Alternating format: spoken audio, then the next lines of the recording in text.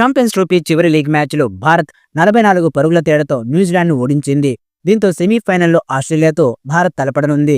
ఇక న్యూజిలాండ్ మ్యాచ్లో భారత స్పిన్నర్లు అద్భుత ప్రదర్శన చేశారు.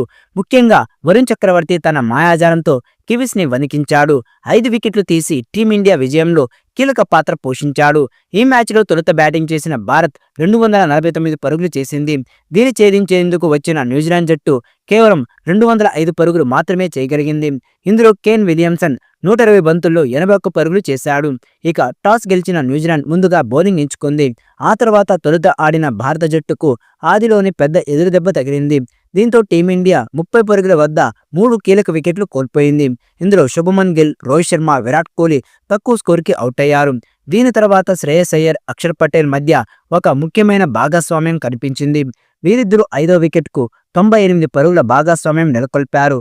అక్షర్ పటేల్ 61 బంతుల్లో 42 పరుగులతో మంచి ఇన్నింగ్స్ ఆడాడు. ఇందులో 3 4లు 1 6 ఉన్నాయి. రచిన్ రవీంద్ర అక్షర్ని అవుట్ చేశాడు. ఆ తర్వాత క్రీజులోకి వచ్చిన కేఎల్ రాహుల్ 23 పరుగులు మాత్రమే చేసి అవుట్ అయ్యాడు. మిచెల్ శాంట్నర్ అవుట్ చేశాడు. ఆ తర్వాత హార్దిక్ పాండ్యా బ్యాటింగ్కి వచ్చాడు. హార్దిక్ పాండ్యా 45 పరుగులతో అద్భుత ఇన్నింగ్స్ ఆడాడు. దీంతో భారత స్కోర్ 50 ఓవర్లలో 249 పరుగులు చేరుకుంది. భారత్ తరపున అత్యధిక పరుగులు చేసిన ఆటగాడిగా శ్రేయస్ అయ్యర్ నిలిచాడు. 98 బంతుల్లో 79 పరుగులు చేసి సూపర్ ఇన్నింగ్స్ ఆడాడు. ఇందులో 4 4లు 2 సిక్సర్లు ఉన్నాయి. ఇక న్యూజిలాండ్ తరపున మ్యాట్ హెన్రీ అత్యధికంగా 5 వికెట్లు పడగొట్టాడు.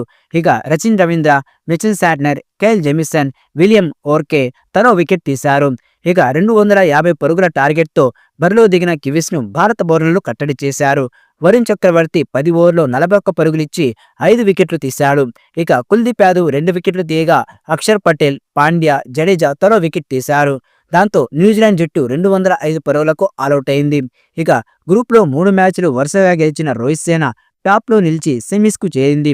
సెమీఫైనల్లో ఆస్ట్రేలియాతో తలపడనుంది.